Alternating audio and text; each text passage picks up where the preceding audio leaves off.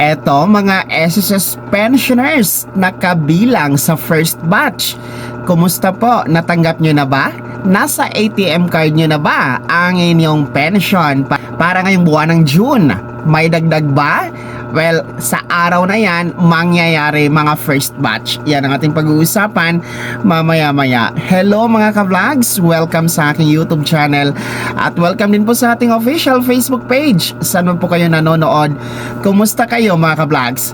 Well, eto ha, sa araw na ito, Lunes, June 1, 2026, dapat nasa ATM card nyo na ang inyong June pension plus your pension increase. Dahil po sa petsang ito, Hunyo 1 ay schedule ng inyong pension crediting mga first batch.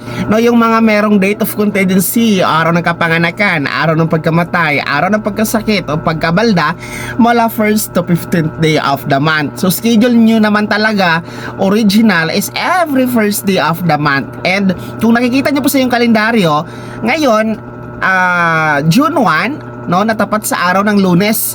Hindi po ito pula. So, ibig sabihin hindi tayo holiday at hindi din po ito weekend. Hindi natapat sa Sabado or Linggo. Kasi kapag nagkataon mga ka-vlogs na natapat ito sa holiday o weekend, aatras tayo sa pinaka last working day. Kaso lang, regular nga po ang June 1. So, ngayong araw na ito, walang pagbabago sa schedule, pero merong pagbabago sa halaga dahil nga hindi lamang June monthly regular pension nyo ang makikredit sa inyong ATM card, pati po ang inyong pension increase. Well, magkano nga ba ang pension increase na inyong aasahan sa araw na ito, mga first batch? Well, para sa ating mga retiree and disability pensioners, yung ating disability, it's either partial or total disability. So, meron kayong 10% pension increase. Samantala, yung ating mga survivor pensioners, meron po kayong 5% pension increase. Well, ang computation yan, kung magkano ang monthly pension nyo regular, i-times nyo lamang sa 10% or i-times nyo sa 5%. Depende kung anong pension category nyo makablog. So, ang resulta, yun yung dagdag pension. So, ganun lang kadali. Halimbawa, sa screen nyo, makikita nyo yung pinakabababa na pensyon na 2,420. Kapag i-times natin yan sa 10%, magiging 2,662 pesos na po yan. So, meron tayong dagdag na 200, no? I think 200, mahigit. Para sa ating mga tumatanggap ng 2,420 na pension. So, ganun lang po kasimple mag-compute ha mga ka-vlogs. Well, ang pension increase na inyong makukuha sa araw na ito mga first batch ay ito po ay pangalawang bugso o second round under the SSS Pension Reform Program.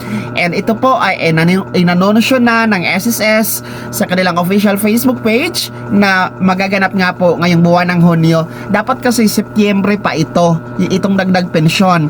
Kaso lang, mas pinaaga na binigay ngayon ngang buwan ng June dahil po sa krisis.